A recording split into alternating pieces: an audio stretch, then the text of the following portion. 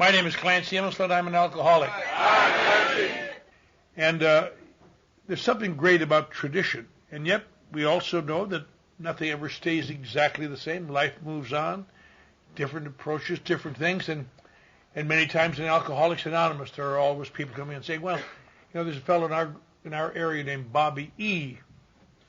who talks a lot about how, well, you wouldn't take a medical text from 1939 and expect to keep you well now. Same thing with this book. We should have a different book because this is out of date, And he's made a career for the last many years of killing people. First telling them to stay out of AA, then AA isn't enough, and I'm not judging him. But I know he used to hang around my back porch. I wish I'd let the son of a bitch die.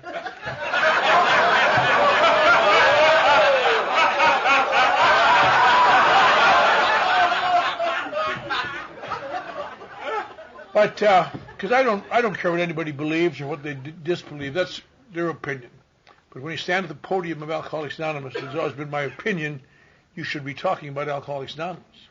And if you don't choose to talk about that, go somewhere where they want to hear what you want to talk about. That's all. Because we all got our own thing. That's why I can never understand people going to meetings and griping about it week after week after week after week. And finally say, why don't you go to a different meeting? Why sit here and be uncomfortable? That same guy there, and they're doing it right. Go somewhere else. No. I like this meeting.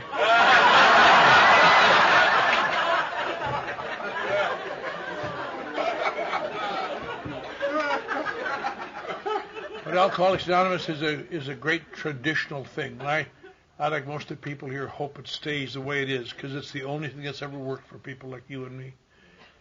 Once upon a time in the 1840s, there was an organization that worked for us called the Washingtonians. And after about 5 years, a number of those people felt maybe we should change it, to change our thrust, because we've helped so many drunkards. We should help all kinds of people, not just drunkards. And by 1848, they were extinct, and all 200,000 of them died drunk.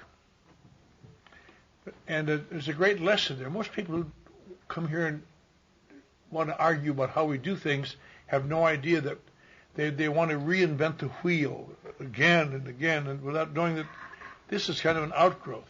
This has been an excellent weekend, I think.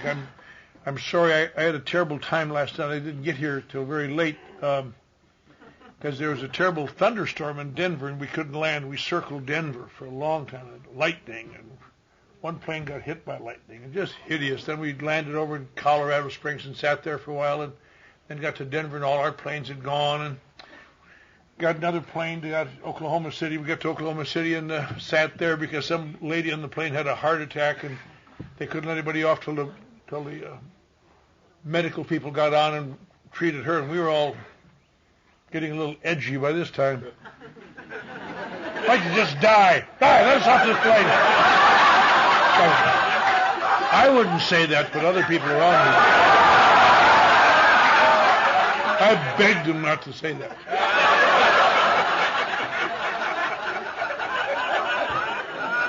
Then I got in the car and drove over here, and it was fine. And I was doing fine until I got to this road up here, the main coming from Methodist Road, and I saw a car coming right at me with bright lights and blinking their lights. And I thought, now what? The damn place is blown up. And I stopped, and they stopped, and there was a car full of young folks from this meeting, and their Grand Dame Vanoy sitting in her nightgown saying, "Is that you?"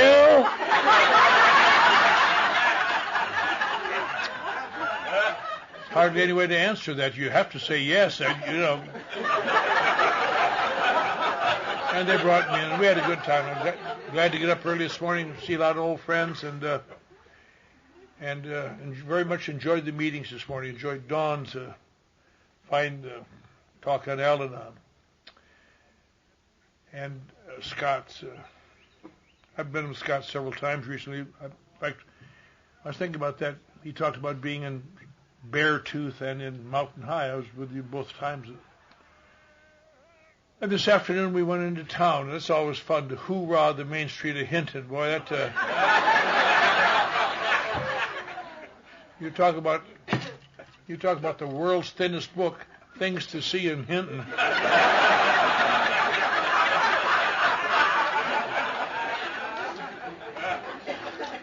It did take us 5 stops to find an ice cream cone, but we did that. We had a good time. And here we are tonight. Tomorrow night, Bob will talk and wind up the conference. He gives a fine talk. And I'm sorry I missed hearing our speaker last night, Karen, but I've heard her speak several times. I hear her speak almost every day on the telephone. Notice this ear is just a little swollen up. But I've always described her, I don't know if anybody else ever has, but I always think of her as the human hummingbird. Just her little wings go.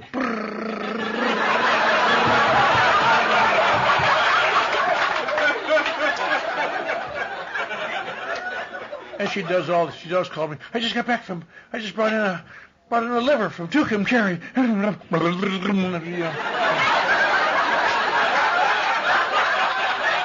That's a nice way to start the morning. Was that so, Karen? I really don't give a shit what you do.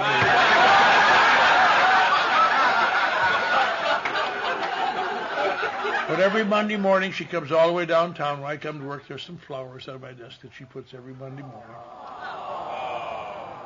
That way she doesn't have to go to meetings again that week.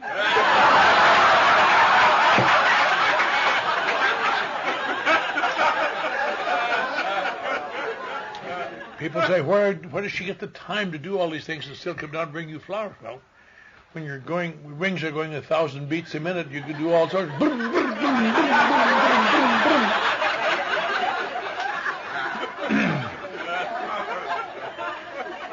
But I was interested in looking on the wall up the theme for this year is the Fellowship of the Spirit.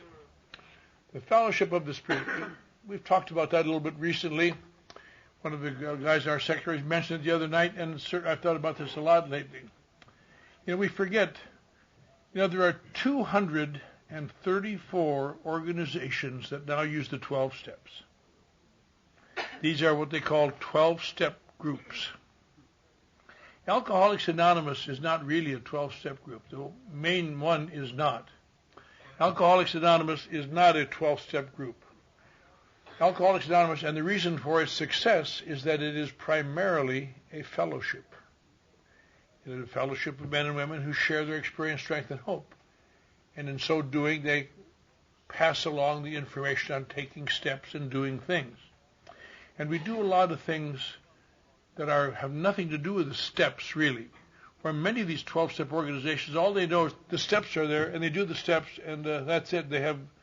And there's no fellowship, there's no warmth, there's no much of anything. It's an interesting thing. The first 12-step fellowships, 12-step groups outside of AA, first one was Gamblers Anonymous, formed by a guy named Jim Willis, a friend of mine, in the late 1950s. At that time, he was married to Sybil Corwin, and who was not the longest sobriety in the world. But unfortunately, she's in the hospital, and her mind is gone, kind of Alzheimer's. But she was a wonderful woman in her day. She's got 56 years. But he founded GA, and he founded GA because he was a gambler as well as an alcoholic, and he saw there were other gamblers, and he wanted to help gamblers, but who were not alcoholics. So he founded GA, and they founded GA, and it really did quite well. They had a lot of enthusiasm. And to this day, all over the world, Jim Willis is regarded the same way we regard Bill Wilson. You go to a GA meeting, they talk about Jim, and Jim said, and Jim did, like we say about Bill. And he got so wrapped up in it that he forgot for a while he was an alcoholic. He was doing the 12 steps. And so everybody was really surprised when he got drunk and died. And so he's kind of not a success in A, but he always was a success in GA, and that's how they remember him, the man who never gambled again. And OA was founded by some members of AA who were also eaters, and they wanted to do something for other eaters. They founded OA. In fact, that's one of the great examples I've always tried to remember of why you have to be an alcoholic to be an Alcoholics Anonymous, because of the identification. When they were about 2 years old, they'd come over to the AA club, which I used to belong to, the 6300 Club, and they'd get speakers and ask them to come over and talk to their beginning little organization called OA. Not people with eating problems, but anybody to talk on the 12 steps or the program. And they asked me to come over one day to speak on the obsessions of the mind. And I always was an authority on that, as long as they don't ask me to speak on the recovery from it. But I can talk about the obsessions themselves. Yes, let me tell you about my another one. And I gave a nice talk about 10 old fat broads sitting around a table, and well, that's what they were. And I gave them a fine talk, and this was, I guess, 1960 or 1961 maybe, and 60, I guess. And I sat down, and I thought, boy, I hope I've helped these ladies. I really wanted to help them, because I really was very full of enthusiasm. And they started talking, and I couldn't believe my ears. I just couldn't believe my ears. A woman over here said she'd eaten a whole chicken and then a half of another chicken. I thought, Christ, just have a chicken sandwich or something, a whole chicken.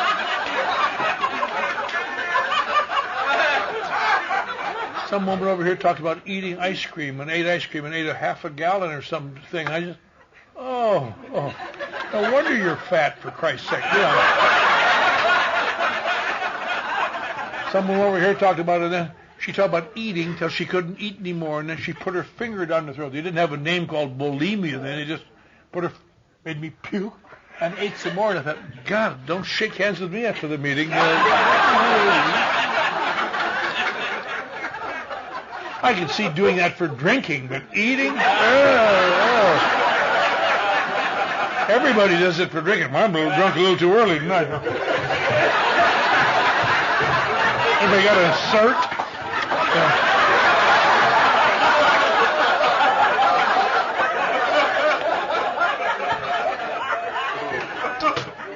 But they've been somewhat successful, but not terribly. One of the disappointments, I would think it's safe to say, is Narcotics Anonymous, formed in the late 1950s. And people always wonder, why did Narcotics Anonymous ever take off? It's successful in small places here and there, but it's maybe the first or second big program, and it has had a lot of members. And it's always been my theory, it's just my concept after studying it for a long time and knowing people in it, that narcotics addicts have a different approach than alcoholics. Because people who take heroin they take heroin to get out of the world. And alcoholics, as a rule, drink alcohol to get into the world, to feel like part of things. And heroin addicts, most of the ones I know, it is essential they look cool. You can't be enthusiastic. You can't be rah-rah, because that isn't the mark of, So you go to these meetings and we just lay there, man. And it's kind of funny, but very few people make it. Unless they happen to go to AA as well, happen to be alcoholic as well, because it's 12 steps. There is no fellowship. There is no fellowship. The fellowship, they talk of the fellowship of the Spirit here, to me, is not anything mystical, and it isn't anything to do with religion. It isn't anything to do with fellowship with Jesus at all. It's something to do with the fellowship of the Spirit of Alcoholics Anonymous, of one alcoholic working with another alcoholic. And it's so simple once you get it. I have at times tried to equate getting sober in AA with learning to ride a bicycle. Much more complex, of course, but in a sense the same way. I remember years ago having two of my grandsons in my backyard on the driveway trying to teach them how to ride a bicycle. And I was little John and Joe, and they kept falling off, and Joe got a bloody nose, and John scraped his arm, and they were starting to cry, and I don't want to do this anymore, Grandpa. Yes, you do. You just don't know it yet, Joe. At the end of the day, they couldn't ride a bicycle, and I just felt horrible. And a few days later, we tried again, and they fell down, and they cried and avoided me. But eventually something happened to them that's happened to almost everybody in this room. I'm sure in this room, this field, open field.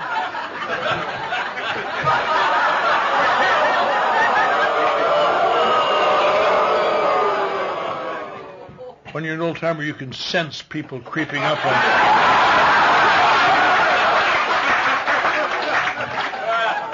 When you've got a conscience like mine, you better.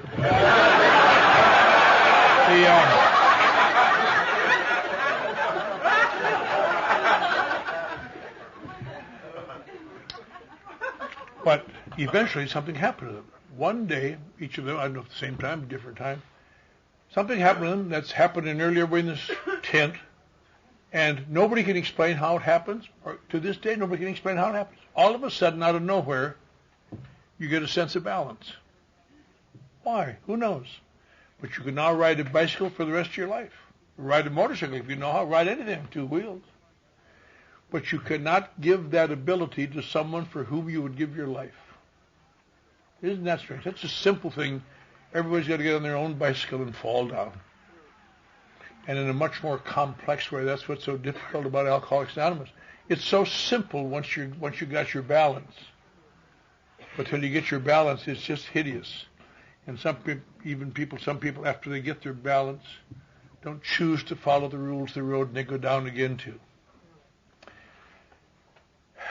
As most of you know in my work today, I see people like you and me die from alcoholism, die from drug addiction, die from hypothermia, sleeping on the sidewalk in the cold weather, die from stabbing.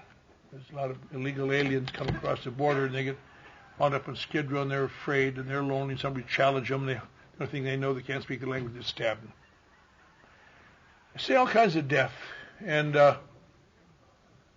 I want to just grab the alcoholics anyway and say, come on, you have to be like this. I got a way out. I got a way out for you. Works fine. Like I'd say to Joe and John, come on, you want to ride a bike? Here we go. But then I got to remember, if it could be transmitted that way by well-intended people, or by good intentions, or by desires to be of service, if I could communicate that way, why did I slip year after year after year after year after year after year after year after year after year? The worst years of my life came after good people tried to take me to AA and teach me how to stay sober. And I went to AA every one of those years, sometimes more than several times, different places. And at the end of that time, I knew as much about Alcoholics Anonymous, technically, as I know today, I guess. I could quote the book. I could do a lot of things. I could talk about the steps. I knew what they were. I knew all about them. And yet I found myself standing on a street corner in Los Angeles, wondering what happened to me. Wondering whatever happened to that little kid that had such high ideals and hopes and had them. I look over my life, like I'm sure most of the people in this room, in this tent, you people out there in the fields, up there in the tree, hey!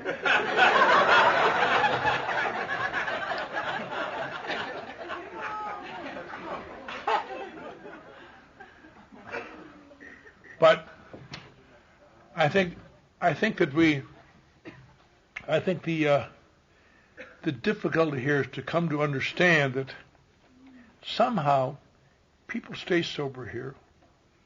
And as I started to say, I look back and remember, as most of us have been, a strange mixture of, I don't know anybody more idealistic than alcoholics, at least when they're starting out, and looking for good things in the world and want people to be good and want things to be right and have absolute honesty and have absolute purity perhaps and absolute open-mindedness and all these things.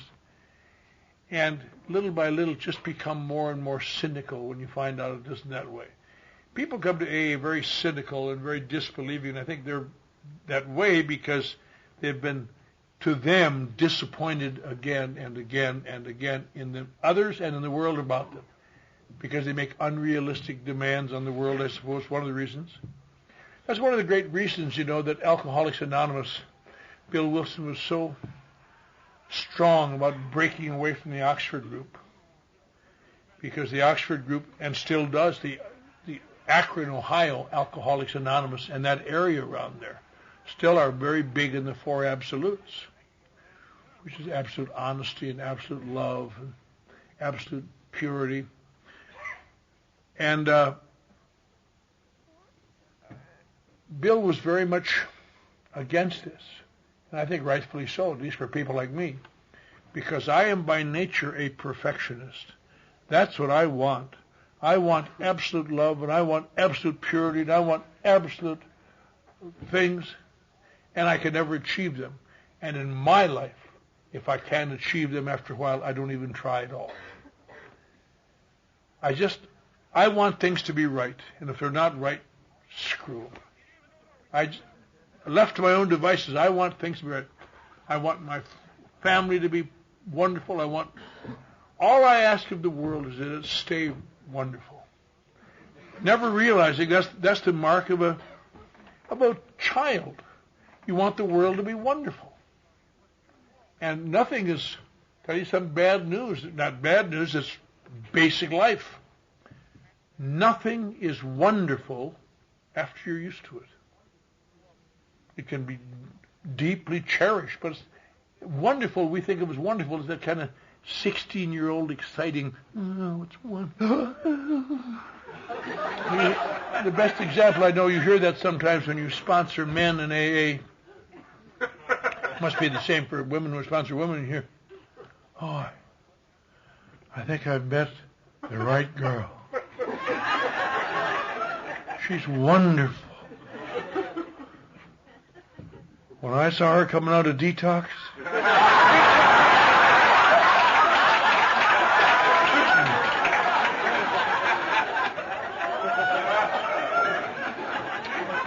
you just want to take out your machine that says, oh, Mr. Emerson not in today. He go home a long time ago. Don't know where he goes. Don't know where he goes. But and the example I've used 1,000 times, I don't know a better way to say it. You know, they say, we were having coffee at the restaurant.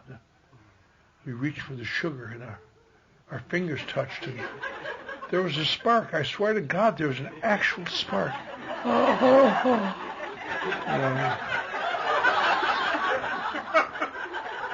And if you can't afford a machine,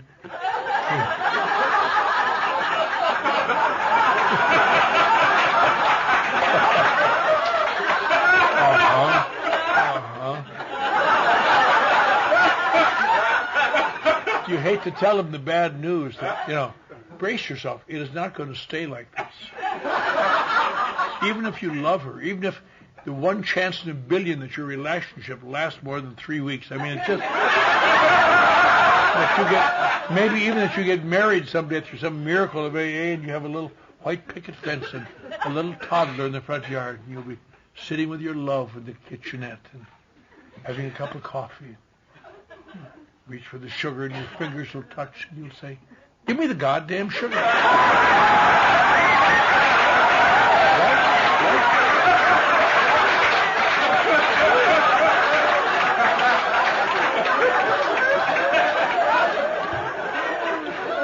But when that happens to people like me for most of my life, I feel betrayed by them. They have let me down. They are not wonderful anymore. They are human. And that's I think one of the great things in chapter 5 as read tonight so well.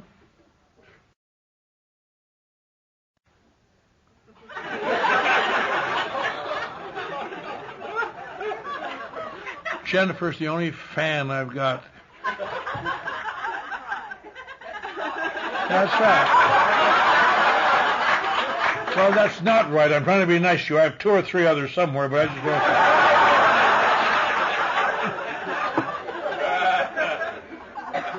But that's why, to me, always the great operational part of chapter 5 is that the thing that comes after the steps. We've heard, we can all recite it, What an order, I can't go through with it. Do not be discouraged. No one among us has been able to maintain anything like perfect adherence to these principles.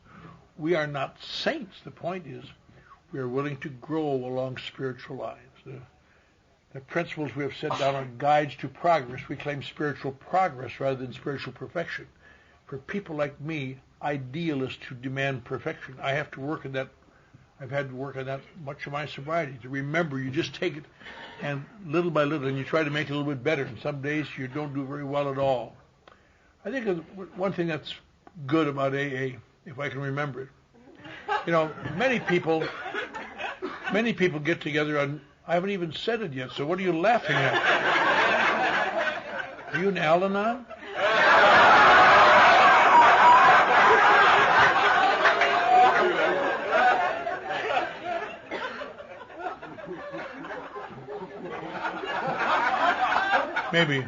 Maybe Joe will let you tell a joke tomorrow morning. Anyway, one of the things that has always been of great interest to me is this idea of progress. It's an interesting thing in the 12th step. The only steps that's been changed in AA from it was first written and first printed in the first edition of the book. The Alcoholics Anonymous 12 Steps said, having had a spiritual experience as a result of these steps, we try to practice these principles in all our affairs. Carry the message to alcoholics and so on. And his followers had to come up afterwards and say, Bill, that isn't correct. You're the only one who had a spiritual experience. We didn't. I've been sober 4 years, and I haven't had a spiritual experience yet. You're the only one who had it. And you've never, as a result of these steps, you had it in Towns Hospital coming off a drunk. The steps came a long time later. How do you explain that? And you had to realize that it wasn't a leap to spiritual growth. AA operated in a much different. It's where you take actions, and little by little, you do something that has never been done in the history of the treatment of alcoholism. They bring about an incremental spiritual experience, not the way Bill Wilson got his, but the way we get ours. Make amends to that bitch? Are you crazy?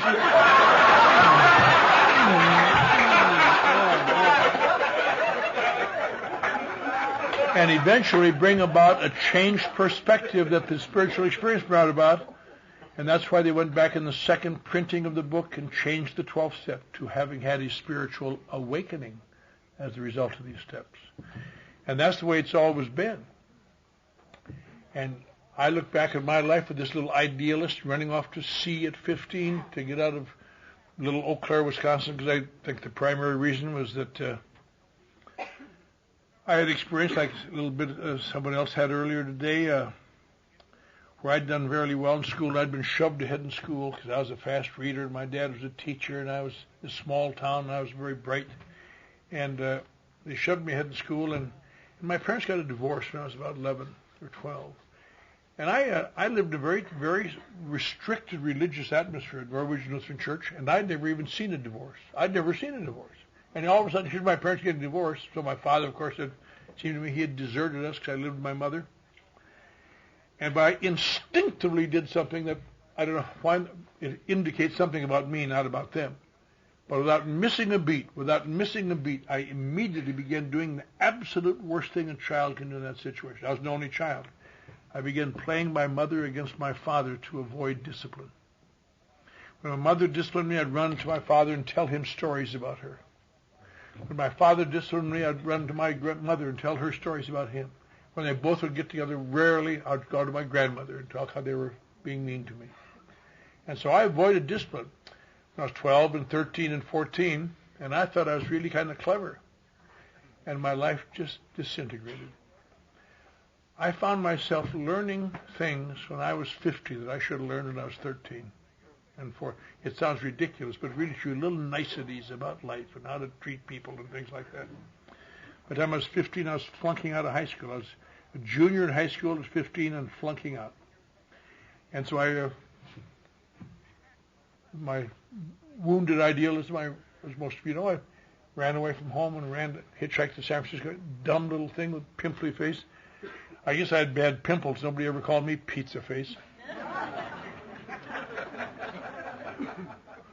If any of you heard that this morning, was that sickening right before lunch? Hey, go call me pizza face. Anybody want to go to lunch? No, I don't think so.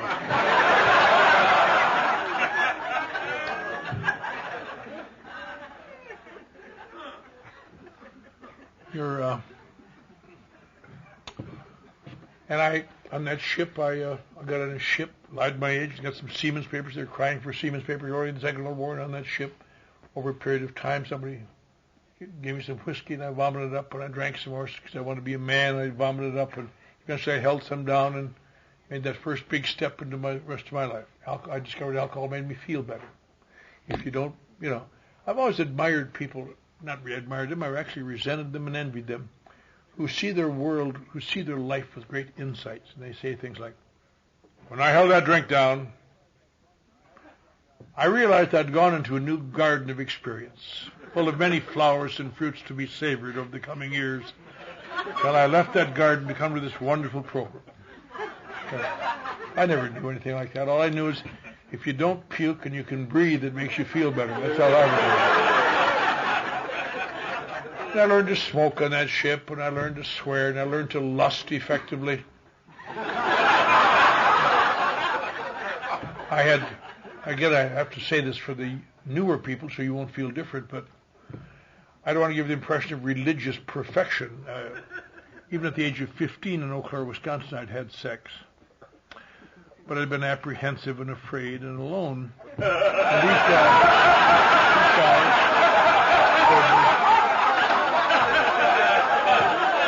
I'll tell you, that's the only way I can imagine even Lutherans doing it, because there's a mixed message in the, at least there was to me in that church. Sex is dirty. Methodist Church, Southern Methodist, Southern Baptist, same thing. Sex is dirty. Sex is evil. Sex is the Satan's work, and you must save it for the one you love.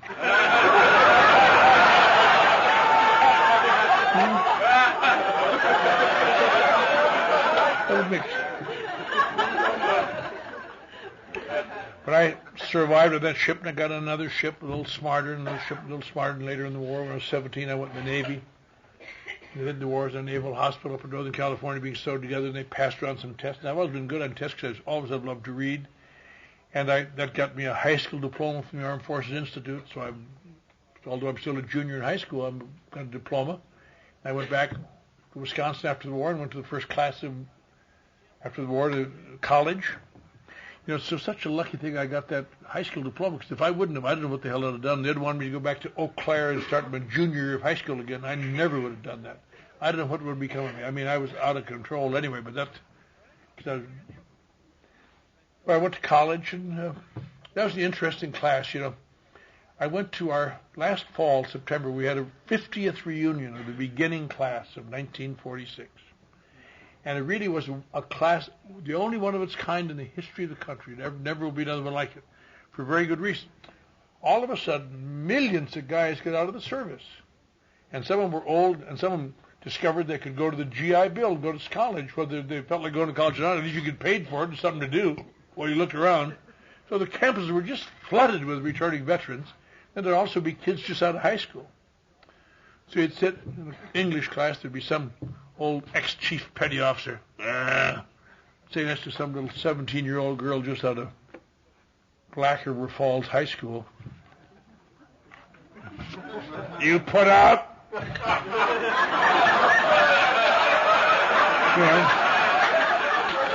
Really a strange potpourri. Most of them drank heavily, went at night and drank and get expelled and fight and carouse. It's just hideous goddamn time. We just loved it. And so we had this 50th reunion. Went back. I was glad to see so many of them look so old and terrible. And I didn't. I suppose they felt the same when they looked at me, so it all worked out. But it was a great experience. But anyway, I went to college, and I got married in college. This girl, black-haired, raven-haired, flashing-eyed beauty, I felt, and there was some conflict in my family because she was Catholic and I wasn't. They used to hate Catholics, still do actually. And when we got married and I went out in the world, I became a sports writer. I didn't quite graduate. I got expelled 2 weeks short of graduation, but wasn't my fault. It was a series of bad breaks and misunderstandings. But anyway, so I felt bad about that for a long time because it broke my parents' heart. And I'd been hired to teach journalism at Duluth, Minnesota Denfeld High School. And I was in jail, and they sent me a letter, not much, not very long, just long enough to get a letter saying you're fired before you start. And the dean of the university sent me a note, said all you had to do was hang on 2 more weeks. I begged you. It was summer school because I had spoken on behalf of our class at commencement. I was the commencement speaker for our class. And some old teacher had given me a 3-hour incomplete English history, so I was going to summer school working, and when it all kind of went bad. And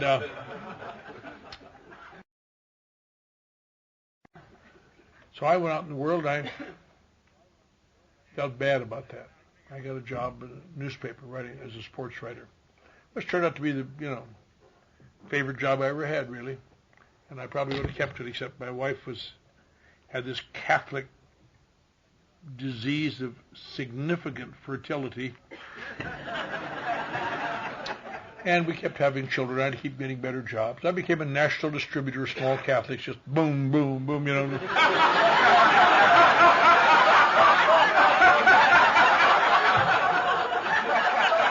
And I got into advertising and public relations, and all these years I drank, and all these years I smoked, and all these years I lusted effectively, and all these years I cursed and did a lot of things. And that's why I stood and I went to AA. I was sent to my first AA meeting in 1949. That's a long time ago. Most of you little snots weren't even born. We love you. And I'm sure AA to me then, which is the way it is to some of you new young people now, a bunch of old, burned-out fools in their 30s and 40s and some in their 50s, sitting around the table and saying, I don't know what they said. It seemed to me they were saying, I stayed drunk night and day around the clock. One day I walked through that door. They told me to put the plug in the jug, and I did. And I've just never felt so goddamn wonderful.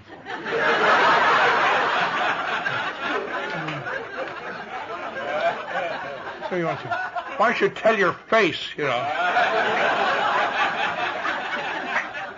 And I hung around there for a while, but I went to AA off and on from then because I did drink a lot sometimes. It wasn't anybody's fault. And because alcohol to me is the best friend I ever had. Alcohol, if it weren't for alcohol, I don't know what the hell I'd do. It gets me through my bad feelings. It gets me through my feelings of inadequacy. It gets me through my feelings of something missing inside of me. It makes me feel like I'm something. And I go to AA, and these people alcohol seems to be a terrible problem to them. And when they stop drinking, they feel better. And when I stop drinking, I feel bad. And so I found myself standing on the street corner after all these years, some success. And I guess I was quoted last night in some little show held here.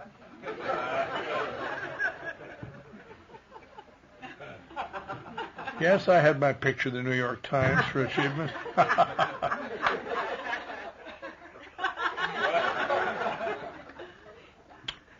I could not believe this could happen to me because I'd been in and out of AA, and all I had to show for all the years I was in and out of AA and in psychoanalysis and in reading books and doing things and trying so hard, my life was it seemed to me my life was a series of trying to atone and drinking to get over terrible feelings I couldn't stand, and then falling into traps that I'm sure most of us have been in without even realizing it.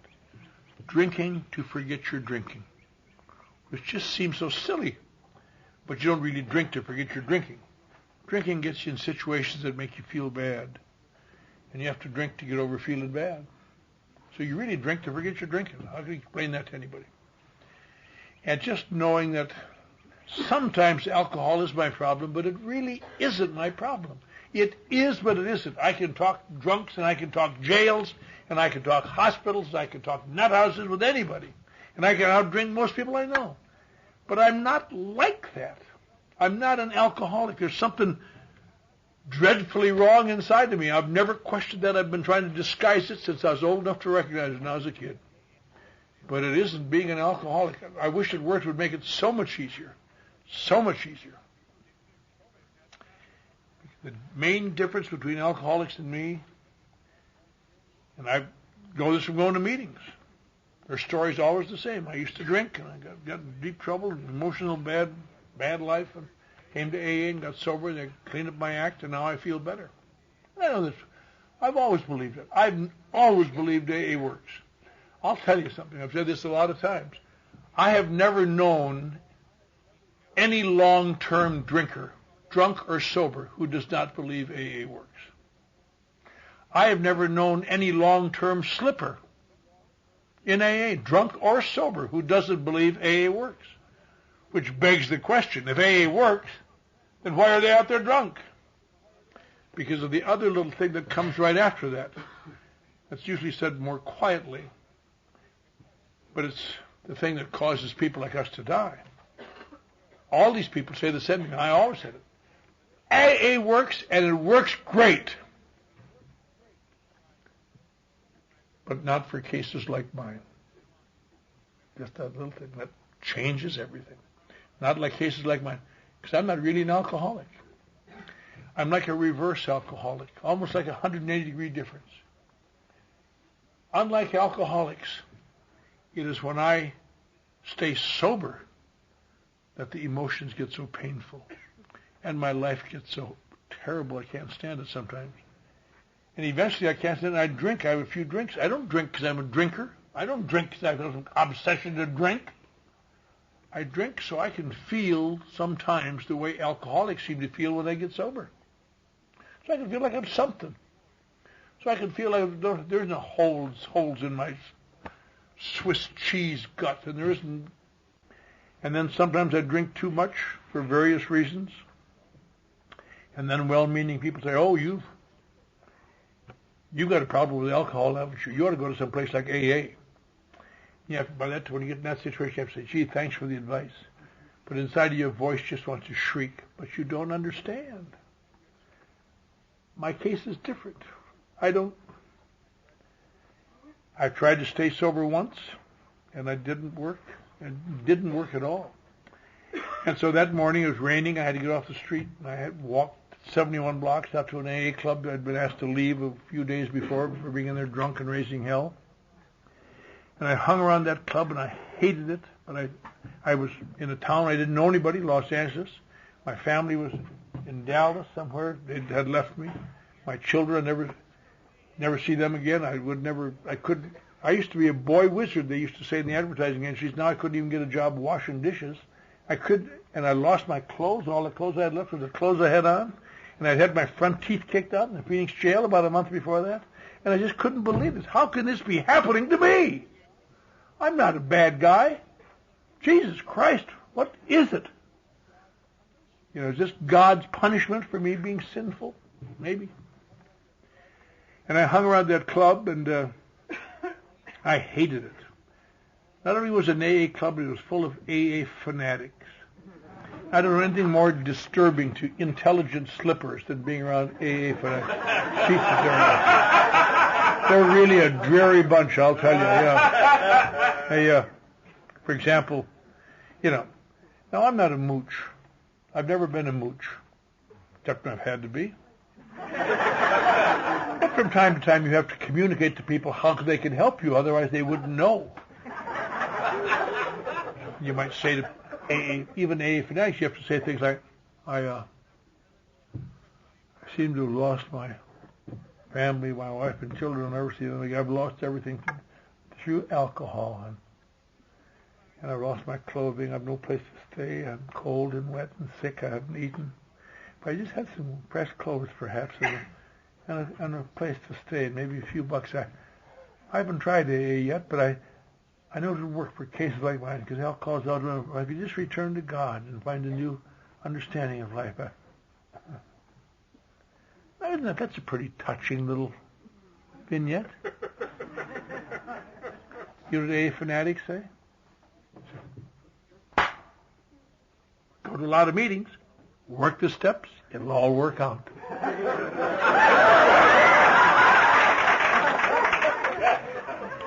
And the answer to that, of course, is, oh, gee, sir, you're number one with me.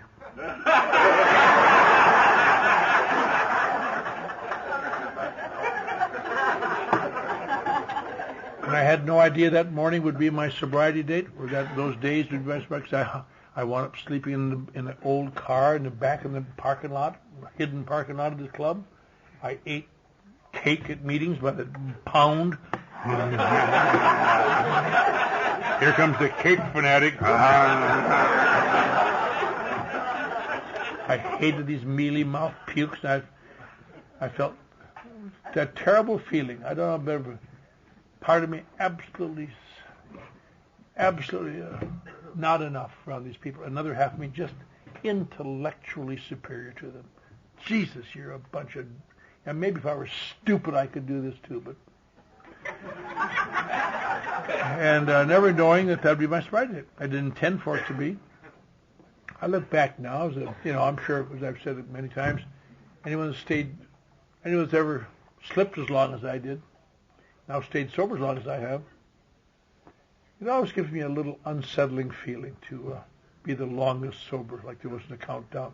I was hoping whoever that guy was back there, he'd have more time than I did, because I like to see a few people ahead of me. I was looking at thinking about that program tonight, seeing Bob White and all these old guys that were such great old champions. A lot of them did, Bob White and Gene Duffy, and a lot of people who were great old wheel horses in AA and strong, dynamic founders. They always remind me of the great pioneers who, come up to the West and fight the Indians and run their cows and do these things. And then little snots like us come along and build farms and try to throw them out, And in a way, it's almost that way in AA. Sometimes we say, oh, those goddamn old timers, I used to think that when I was newer, and these old guys, and Chuck Chamberlain, he's so smarmy, and these old fools. I was a year or two sober, and as you stay sober longer, their value is enhanced if they are active in AA. There's also some old timers who are not quite. That's what they tell you in AA. If you're around here, stay around the winners. Run with the winners. So if you're kind of newer and you've been around a while, you have to say, well, who are the winners? How do you determine the winners? They don't have a sign saying I'm a winner. Is it the old people who've been sober the longest? Sometimes it is, and sometimes it isn't.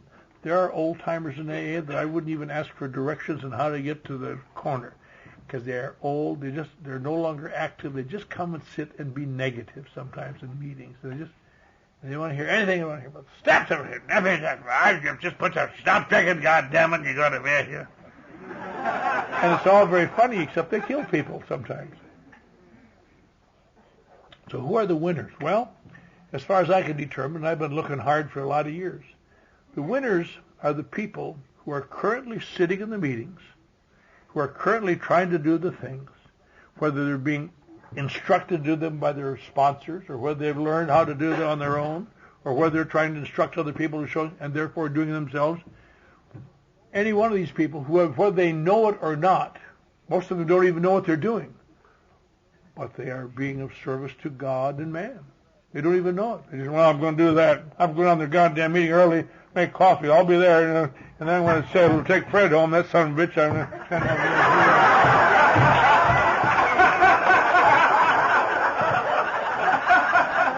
They are the winners. And they say, stay away from the losers. Who are the losers? Hard to tell. Sometimes they're the fun people. They're really fun. Ha, ha, ha. I'll tell you how you can spot losers, because you better spot them because they'll kill you. They say things like, oh, you don't have to do all that crap. Come on, I never had to do all that crap. Don't do all that crap. That's, and they'll kill you. They'll kill you sometimes. Over the years, before I came to AA, and while I was slipping in AA, I did some bad things. Most of them unintentional. I was always saying I didn't mean to. That's the story of my life. I did not mean to. I remember when I came to AA and I was telling someone, I was feeling bad one night, and I was saying, there's not much chance for me because I can't return to God ever because I've broken all 10 commandments. I've broken all 10 commandments. And that leaves you then later, of course, I remembered that it wasn't exactly true. I had never coveted my neighbor's manservant. It's a little beachhead there. But a lot of the rotten things I've done over the years, in my early years of sobriety, I traveled all over America when I could get a chance and made amends. I went to Dallas. God, it was terrible. I went to Dallas to a guy I used to work for there. I said, I'm an AA now. I'm an AA and I come to make amends. He said, what are you doing in AA? I said, I'm an alcoholic. He said, you're not an alcoholic. I said, yes, I am. Why did you think I did those things? Because I thought you were a lousy son of a bitch, and I think you still are. If I hadn't meant from the fear of my sponsor, I'd have gone over the desk at him and just, what do you think of that? You know, I'll be back in 5 years and tell you I'm sorry for this, too.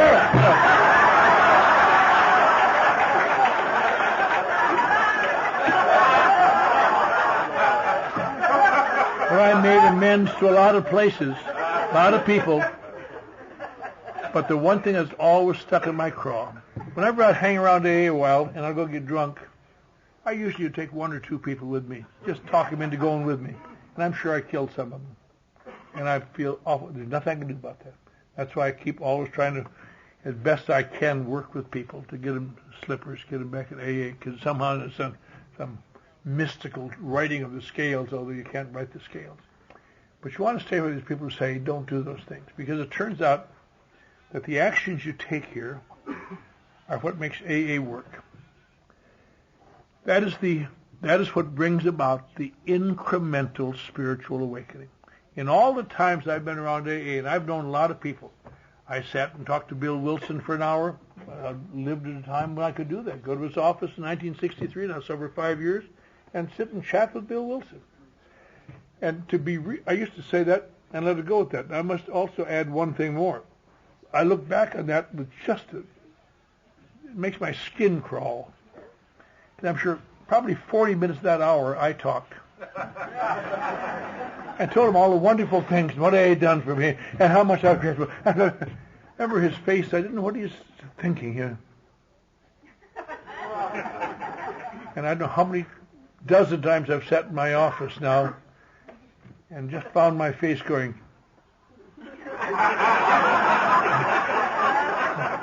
What goes around comes around.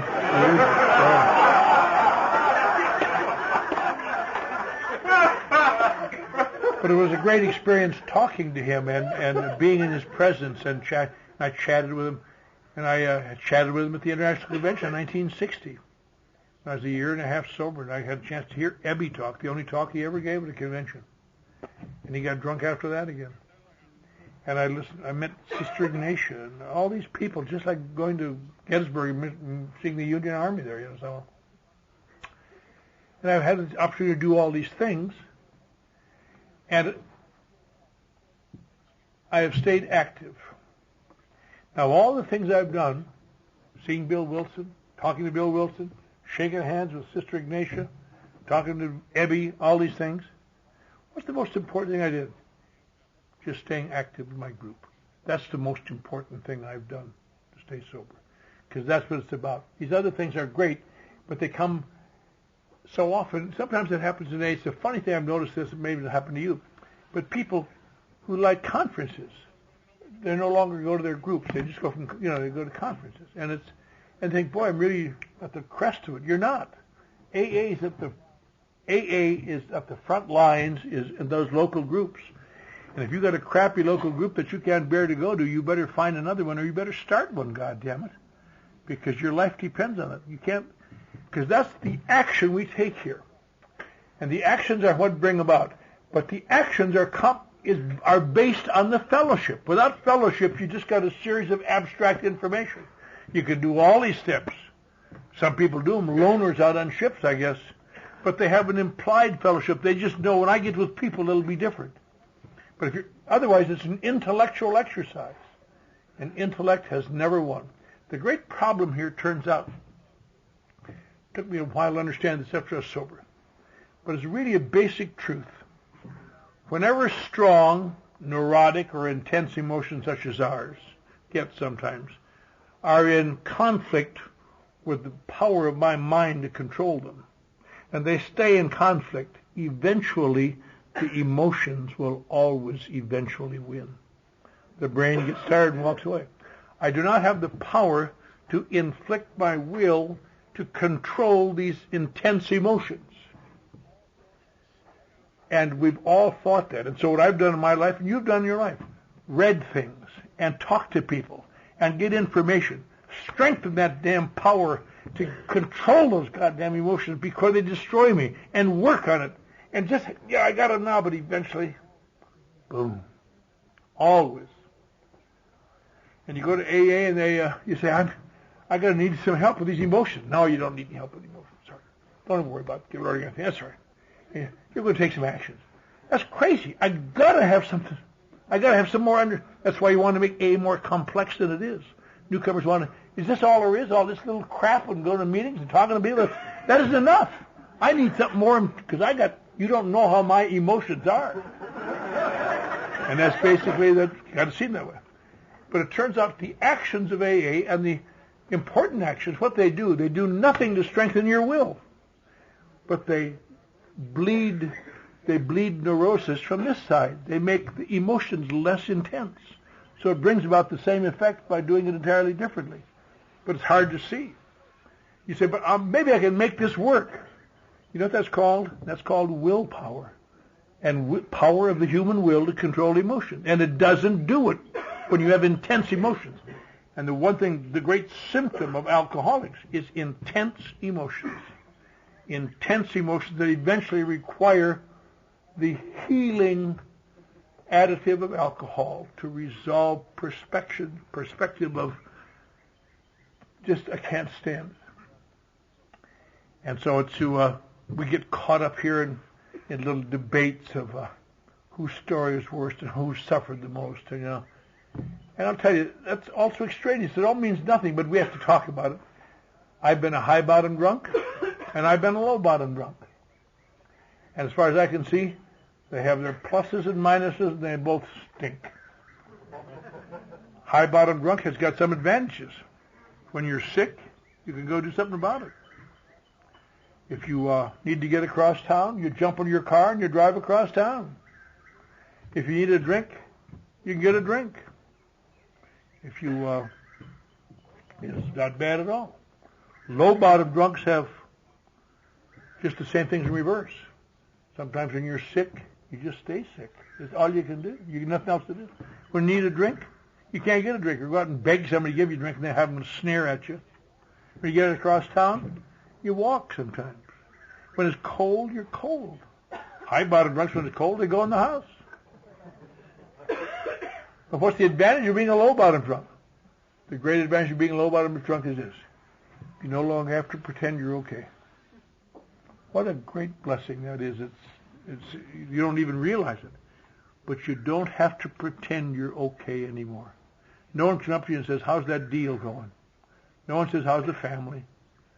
Nobody ever comes up to you in Skid Row and says, hey, how are things going on the job? Nobody in Skid Row ever talks about your past, and you don't talk about theirs. When you're a high-bottom drunk, no matter how you feel, you got to suck it in every day and put it together and go out there and pretend you're not the way you know you are. You got to pretend everything's all right. It's got to be all right.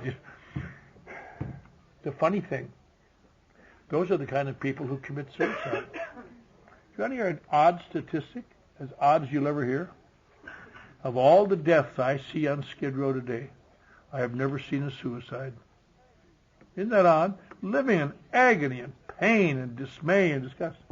But suicide comes as the battle between your outside and your inside, and you can't stand it. They no longer have an outside.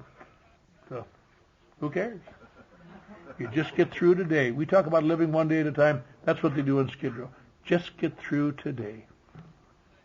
And these guys who we envy are living there quiet, as the poet says, lives of quiet desperation. You just can't make it right. I have sponsored people who range from guy born under the bridge in El Paso as an illegal alien and never got any much higher than that in his whole life. on the run, on penitentiaries, just a terrible life. And I've also sponsored, for example, the daughter of one of the most famous men in the 20th century. And I listened to their inventories within a week of each other, and they both realized their father was the problem. I mean, it's just an amazing thing. And we talked through that. I mean, you wind up here with all sorts of things. It's nothing to do.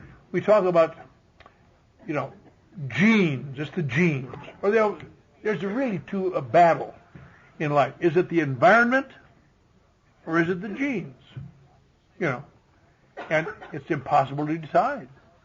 Because anybody here has a large family knows the same family living in the same house with the same parents, with the same environment, some of the kids turn out well and some don't. Who can figure that, for Christ's sake? The same genes. Some have an interest in education. Some want to do something. Some don't. Dawn was talking this morning about her kids at different stages. Alma finally made a turn to become a minister for being a girl who would moon them in church.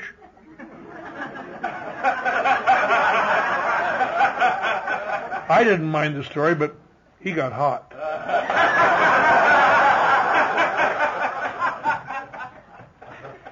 But in the same family, entirely different personalities, different things.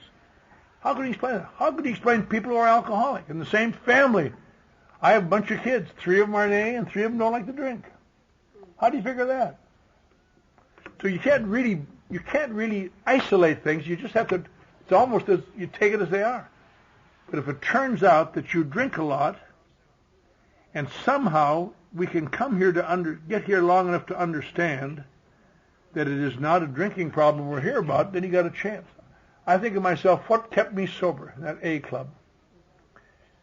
Nothing, no wisdom, no knowledge. I knew more about A than most of the people trying to help me.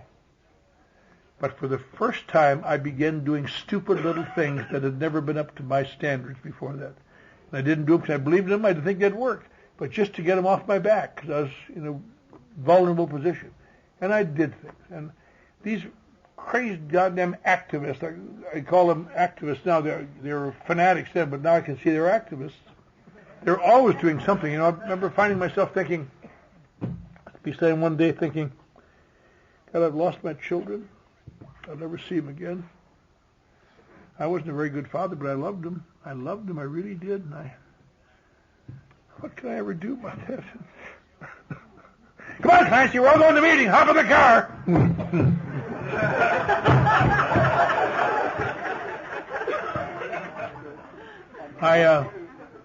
You're thinking about my career? God, I was something, boy. I was slicker than snot once upon a time.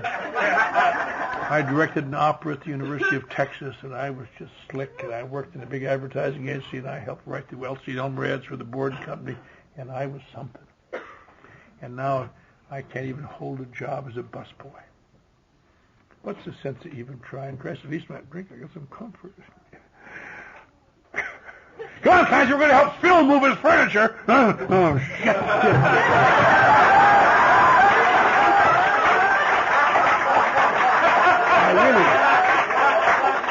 I really never had time to work up a good mood, is what I did have. And then I survived long enough to get a sponsor who I allowed to intimidate me. Didn't realize I was allowing him, but I guess I respected him. I didn't like him. I respected him. That's one of the great problems. Sometimes you think your sponsor should be your pal. Not if you're a loser like me. You want someone who's going to give you a pat on the back on the occasional times you do something right, but someone who you resent because he can see through you. Just hate it. And he intimidated me. And I tell you, I remember he took.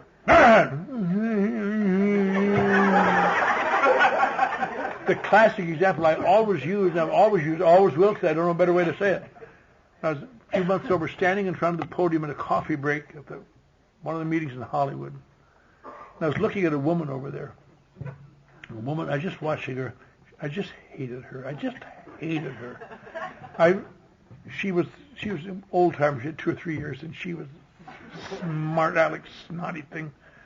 And I hate her. She'd hurt my feelings several times. I was just looking at her thinking, I wonder, I wasn't going to do it, but I just having the pleasure of thinking, I wonder what would happen if I went over there and just smashed her goddamn face. Just.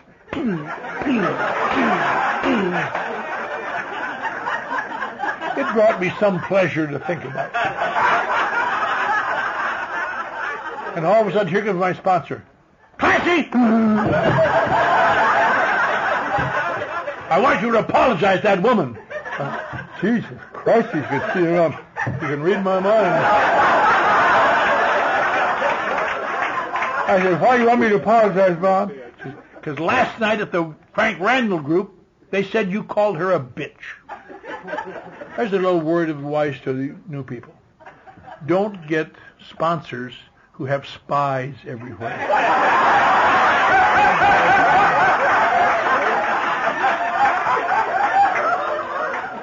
I said, Bob, she is a bitch. I don't care if you think you're a loser.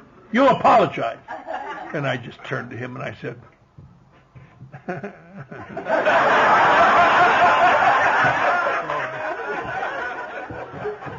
you bitch.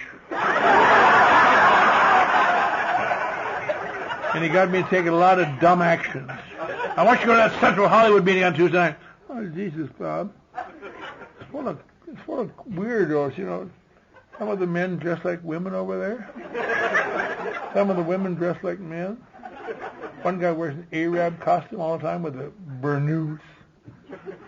Bela Lugosi goes to that meeting, Bob. Christ, if you doze off, he'll suck blood out of your neck. It's full of weirdos, Bob. You'll fit right in there. Now, I quote these all the time. A lot of times he was kindly to me, but I've forgotten all those times. I remember individual times that he was, and he got me to do things. He intimidated me, and I wanted to just tell him. A guy told me one time. He said, you know, you don't have to take that crap. That's what sponsors are for. Go tell him you fire him, and he can't do that anymore. I said, yeah, that's right. Bob, now what? Oh, nothing.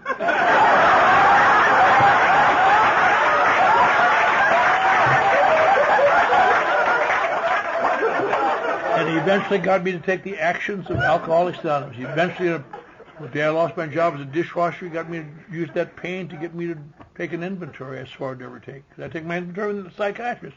I want to take it with an out-of-work action. You know, what does that do? And a couple weeks after that, he drove me along the ocean from Los Angeles to Oxnard. He gave me a flashlight and says, read it. And I had been so upset when I wrote this inventory, I put in things I'd never told the psychiatrist. Jesus, you know. They said, why don't you tell your psychiatrist? When you're paying that kind of money, you can't risk rejection, that's why. You did what, sir?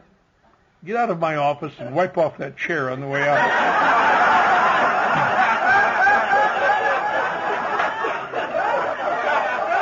But I read this inventory, and it was just terrible. And I thought he's going to hate me, but he didn't. And I've taken that trip maybe 200 times since then, on the driver's side, and some other little puke over there with a flashlight. Let me explain this part before I read it.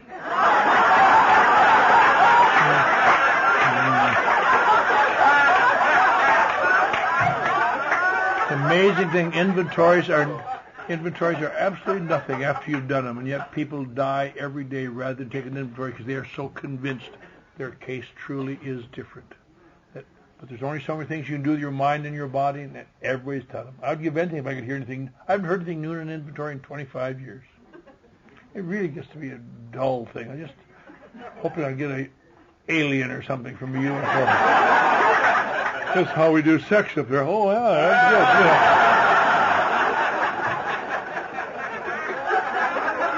Yeah. But all I'm trying to say is, little by little, I took the actions of Alcoholics Anonymous. I don't have the time to go into explicitly how I did it. But I made amends to people. I made amends to people I hated. I made amends to people, my father, who I hated. And he and I became very close.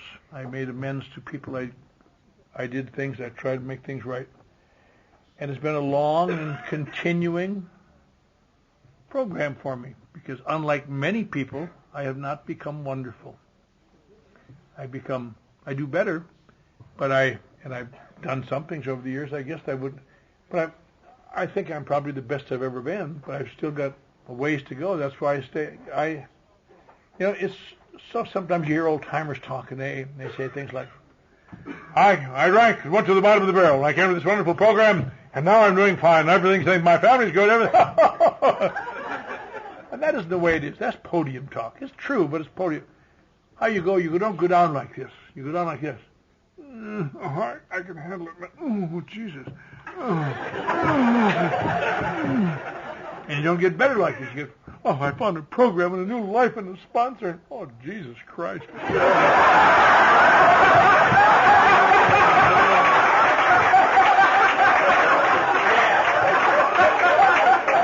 And that's why you have to develop habits of sobriety. And that's why it's so hard to learn to ride the bike. You can study that book for 1,000 years, but you got to get on the bike and try it. That's the only way you're going to get your balance. And you got to surround yourself by people who are doing it, so that you find out ways to do it better. And little by little, good things happen. I eventually held some jobs and became somewhat successful again in radio and television in Los Angeles long after I was sober, and did fairly well. And my family moved back, and we had another child, and he's grown up now. He's 32. They all seem to be doing well. So my oldest daughter was just recently Assistant Attorney General for the state of New Mexico. She told me once when she came home for Christmas, she said, Dad, when I was a little girl, you used to send us to our room. I said, yes, I did, Mary. She said, well, when you come to New Mexico, I'm going to send you to a little room. I don't go to New Mexico. I didn't lose nothing there. But she's in private practice now, so I get safe. But all in all, we hear all this variety, the potpourri of speakers.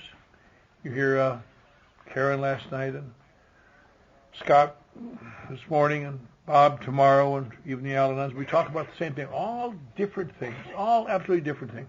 Some high-bottom drunks and some low-bottom drunks, and some lose everything and some didn't lose everything. But they all have one thing in common. They reached a state where they had been using alcohol to make unbearable sobriety bearable, and now alcohol is a problem. And now you are screwed. That is the nut of it all. And it turns out that's what makes alcoholism so dreadful. Not that you can't get sober. Anybody gets sober. You get sober, go to treatment centers, go on the wagon. But eventually you'll discover being sober gets unbearable. So you got to drink. But drinking is unbearable. You got to get sober. What do you call that? That is what's called alcoholism. And that is what AA is about. AA is not designed to get you off drinking. AA is designed to have you take actions that relieves the pressure of those terrible sick emotions so that eventually sobriety becomes bearable, tenable, one day preferable to drinking. Who could believe it? Who could believe it? I have taken sobriety for granted so many, many times over the past 38 years. But when I stop to think about it, it sends a shiver down my spine to how close I missed it, almost came to missing it. And there have been times after I was sober that my mind has said, you don't need to do this anymore. You've done enough. It's time to take care of yourself. So I've been realizing this is how you take care of yourself. So I'm glad to be back at the Canyon Conference, see all those giants on the podium, on the program, and know that AA, I listen to the young people talk around here, and I'm pleased. Every time I see where there's young people enthusiastic, I feel there's hope for AA tomorrow. Because there's a lot of places you go to AA and there's no AA there at all. If you ever go to the northeastern United States, you can go to meetings and meetings, never find anybody talk about the steps ever. Nothing. And it's all very cute and they're all very clever, but there's never any. They have two lengths of sobriety. Bob and I were talking about before the meeting. There are people 25 years sober. There are people 8 months sober. There's nothing in between. Because they've just all been too slick to do these things anymore. So that's why we want to do these things. It is knowing all this. You can memorize the book. It makes me feel bad sometimes when I see young guys or young girls get up and they think they've done something wonderful by being asked to read the chapter 5 and they recite it because they memorized it. That isn't worth a pitcher of warm spit. I mean, I understand what you did, and I did it once too. I'm not putting, but I'm just telling you, it's doing these things. I would rather have you take a newcomer to a meeting than know the whole chapter 5 by heart. Because that's what it's about. As Dr. Bob said, that's where the phrase came from. Dr. Bob, in his last talk in the First International Convention, he said three things that are as true tonight in Oklahoma as they were in Cleveland in 1950. Let us not, he said, let's keep our program simple. Let's not louse it all up with Freudian complexes that may be of interest to the scientists, but have nothing to do with our work here. When boiled down to the end, our work consists of love and service. We've heard that phrase again and again this weekend. We all know what love is, and we all know what service is. That's all there is to it. And secondly, let us never be too smug to stop and turn and give the man behind us a pat on the back, take him to a few meetings, and do these things, because none of us would be here if someone hadn't done it for us. And the third thing he mentioned, which is as true tonight as it ever was, let us guard that erring member of the tongue and try to use it with kindness and love, because we all know many of us have been destroyed by someone's tongue, and we've destroyed them with our tongues. And we do this, and none of us are ever going to become wonderful. I'm glad that over the years I came to believe in a loving God. That's one of the great things. I'll tell you something else that I came to do. I would have never guessed in many years. I've lost my fear of death. Who would have thought such a thing? I have lost my fear of death. When that plane was bouncing in a thunderstorm yesterday, people were screaming all around me, and I was just upset because I lost my place in my paper. I wouldn't care if that plane went in. I didn't want to die, but it didn't really bother, because I really feel there's got to be something beyond this. I got to feel this. Go over there and Jimmy Lee Shaw, make him get me a cup of coffee the first day is what I'll do. And try to avoid Chuck Chamberlain so I don't have to get him one.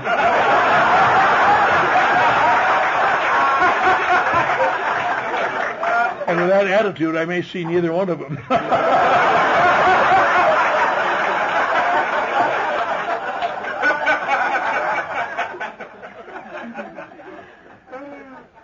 But this weekend, again, they've said this, and I've said this.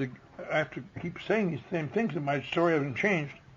But when I was in that Big Spring Nut House, and I eventually wound up with 36 shock treatments, which just made me crazy. And the next year, I was never going to get out of there, and they put an alcoholic ward, and I hustled by the time I remembered to get back up, so I knew how to hustle AAs, and I got transferred to that ward. And I remember going to the first day I'd been over there, and I'd never been to a meeting in that area where they did what they, I said in there, I thought, Jesus, I've been around AA, but this is just terrible. And hear some guy get up and say, most in California we say, my name is Fred and I'm an alcoholic. And people say, hi, Fred.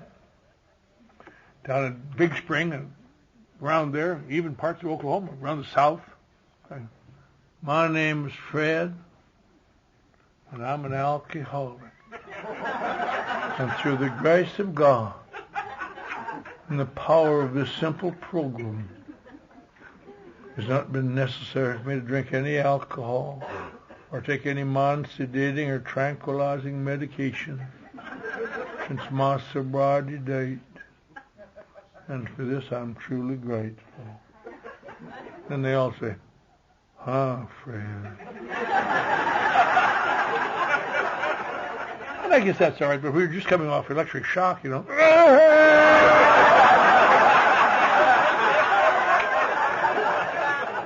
And I swore to myself, if I ever got in a position of power or strength, and I never will, but if I did, I wouldn't give them some song and dance like that. I'd give them the truth anyway. So that's why I've come here tonight at tremendous expense and no little inconvenience to tell you the truth. And here's the truth. My name is Clancy, and I'm an alcoholic. And through the grace of God and the power of this simple program, it has not been necessary for you to drink any alcohol or take any mind-sedating or tranquilizing medications since October the 31st, 1958. And for this, I am truly grateful.